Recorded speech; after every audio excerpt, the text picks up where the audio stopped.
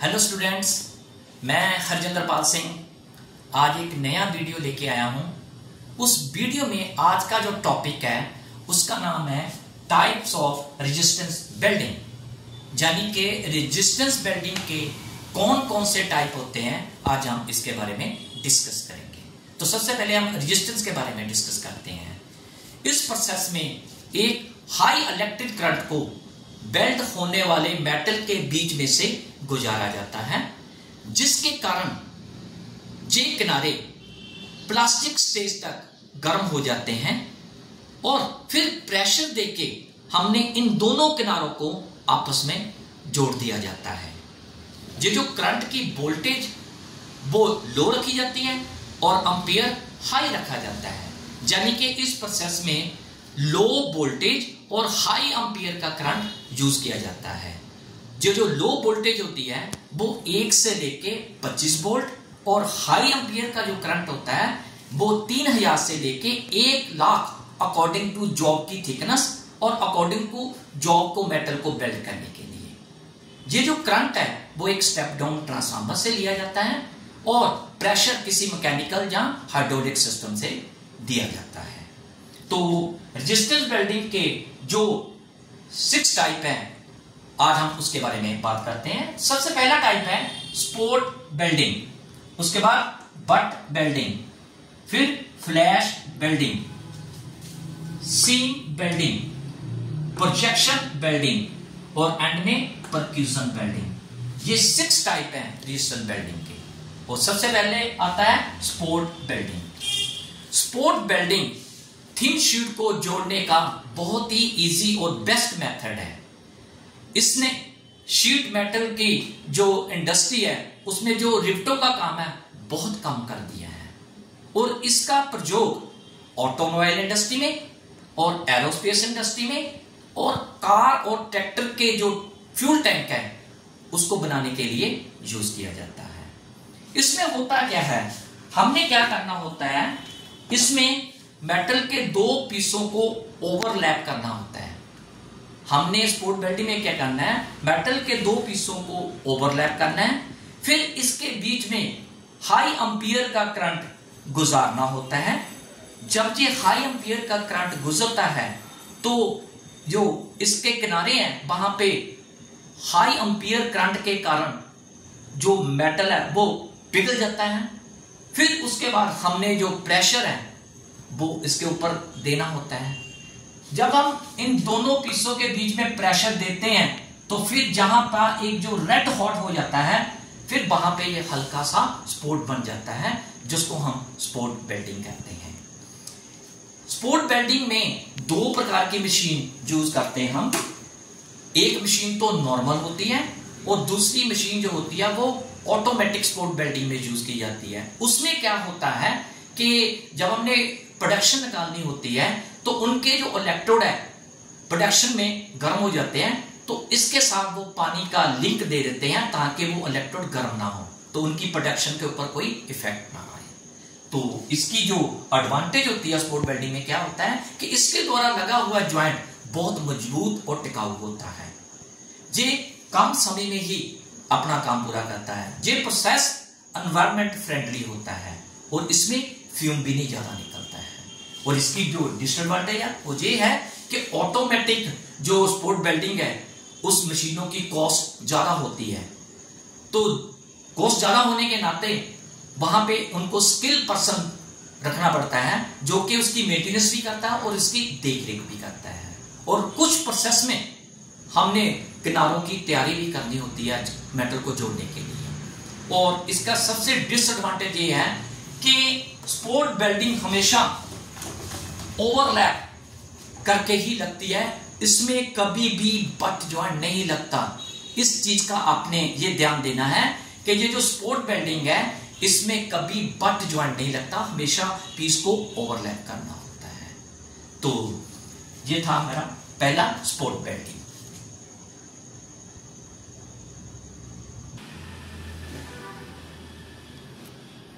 फिर इसके बाद आता है बट बिल्डिंग। इसको अपसेट बट बिल्डिंग भी कहा जाता है। इस प्रोसेस में क्या होता है मेटल के दो टुकड़ों को हमने आमने सामने रखना होता है, जैसे मैंने ये डायग्राम में बनाया है, ऐसे मेटल के दो टुकड़ों को आमने सामने रखा जाता है।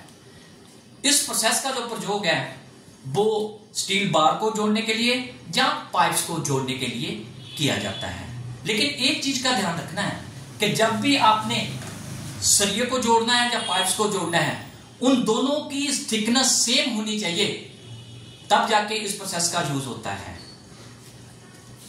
बट वेल्डिंग में जो मशीन होते हैं उनके दो क्लैंप होते हैं, जिसमें से एक क्लैंप को मशीन के फ्रेम के साथ जोड़ा जाता है और दूसरा जो क्लैंप होता है वो मूवेबल होता है। और ये जो दोनों क्लैंप होते हैं ये इलेक्ट्रोड का काम ही करते हैं। और जो पावर सप्लाई है वो एक स्टेप डाउन ट्रांसफार्मर से ली जाती है। इसमें हमने क्या करना होता है, पहले मेटल के दोनों पीसों को क्लैंप में जकड़ लेना है। जैसे हमने इसमें देखो दोनों पीसों को क्लैंप में जकड़ लिया है। फिर हमने क्या करना होता है, हाई एम्पियर का करंट इसमें से गुजारना होता है। जब हाई एम्पियर का करंट इसमें से गुजरता है तो जो इनके जो किनारे हैं वो प्लास्टिक कंडीशन का गर्म हो जाते हैं। जैसे ये देखिए दोनों सिरे, तस्वीर में मैं आपको दिखा रहा हूं, गर्म हो गए हैं। तो जब ये दोनों सिरे गर्म हो जाते हैं फिर आपने क्या करना है, करंट को ऑफ कर देना है। फिर उसके बाद आपने क्या करना है, किनारों से आपने प्रेशर देते हुए आना है। जब आप प्रेशर दोगे तो वो जो किनारे हैं वो आपस में बेल्ट हो जाएंगे। तो ये जो प्रेशर है ये आप हाइड्रोलिक, न्यूमेटिक और मैकेनिकल से दे सकते हैं। और इसकी एडवांटेज क्या है कि ये एक क्लीन और कॉस्ट इफेक्टिव है। दूसरा ये क्या है कि 100% ज्वाइंट इससे मजबूत लगता है। इसमें किनारे की तैयारी करने की जरूरत नहीं होता। ये बहुत फास्ट और इफेक्टिव यानी कि मेथड है, ठीक है।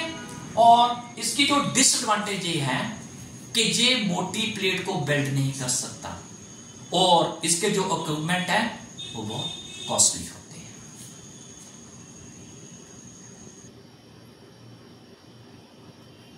और तीसरा है फ्लैश वेल्डिंग। इस प्रोसेस में क्या होता है, हमने मेटल के दो टुकड़ों को आपस में आमने सामने रख के बट ज्वाइंट लगाना होता है। लेकिन ये जो प्रोसेस होता है बट ज्वाइंट से थोड़ा डिफरेंट होता है। इसमें हमने क्या करना होता है, मेटल के जिन दो टुकड़ों को हमने जोड़ना होता है, कॉपर के क्लैंप में पहले हम जकड़ लेते हैं। फिर हम क्या करते हैं, उसको प्रेशर देके धीरे धीरे आपस में मिलाया जाता है, जैसे कि इस पिक्चर में हम देख रहे हैं। फिर उसके बीच में हाई एम्पियर का करंट गुजारा जाता है, जिसके साथ वो करंट वो फ्लैशिंग होती है। जैसे हमने हाई एम्पियर का करंट गुजारा तो उसके बीच में से वो फ्लैशिंग होती है, जिसके कारण जो धातु की चिंगारियां हैं वो बाहर निकलती रहती है। इस प्रोसेस में जो हीट होती है वो ज्वाइंट के ऊपर ही होती है। जैसे ये देखिए, ये जो हीट है ना इस ज्वाइंट के ऊपर ही है, पिछली तरफ नहीं हीट जाती। इस प्रोसेस से हम क्या करते हैं, जब आपस में इसको प्रेशर देते हैं तो पिघली हुई धातु के मेटल और स्लैग ज्वाइंट के बाहर अपने आप निकल जाती है। तो इसके बाद फिर ये ज्वाइंट लग जाता है। और इसका जो प्रयोग है वो शीट्स के ऊपर, पाइप्स के ऊपर और सरिये आदि को बेल्ट करने के लिए यूज किया जाता है। और इसकी एडवांटेज क्या है कि इसमें जो लेस पावर रिक्वायरमेंट होती है और ये बट वेल्डिंग से ज्यादा इफेक्टिव होती है। और इसका जो बट वेल्डिंग का समय वो भी बहुत कम होता है और इसमें किनारों की वो तैयारी भी नहीं करनी पड़ती और इसमें डिसिमिलर मेटल भी जोड़े जा सकते हैं। ये इसकी एडवांटेज है। डिसएडवांटेज क्या है कि जब फ्लैशिंग होती है तो बेस मेटल यानी कि बेस्ट होता है और फ्लैशिंग के कारण जो उसके चिंगारियां हैं वो वेल्डर को भी इफेक्ट करती है। इस प्रोसेस में हमने जिंक और उसके अलाय को, जहां लेड और उसके अलाय को, जहां हमने कास्ट आयरन को, इस प्रोसेस में वेल्ड नहीं होता। तो ये थी इसकी डिसएडवांटेज।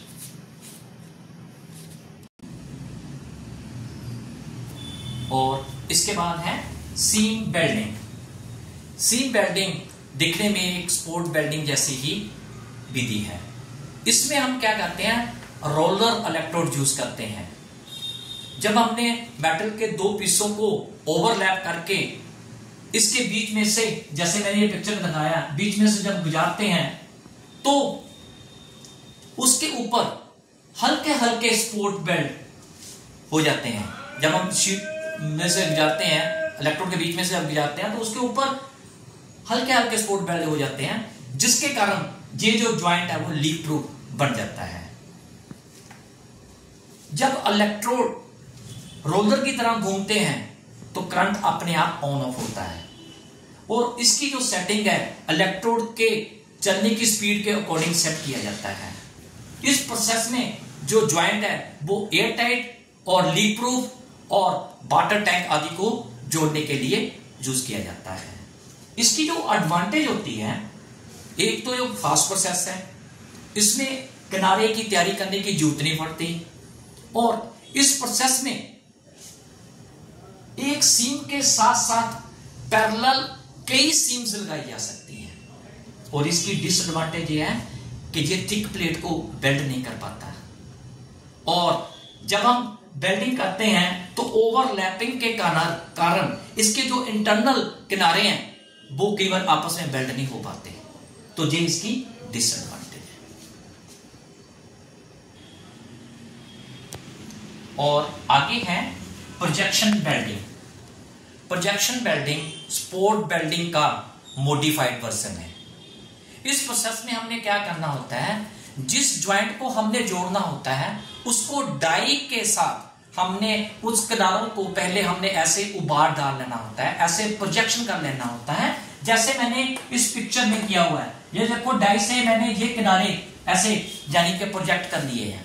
हमने क्या करना होता है, डाई के साथ इसको यानी कि उबार दिया जाना है, उबार पा लेते हैं, प्रोजेक्ट कर लेते हैं। फिर हम क्या करते हैं, इसके थ्रू हाई एम्पियर का करंट गुजारते हैं।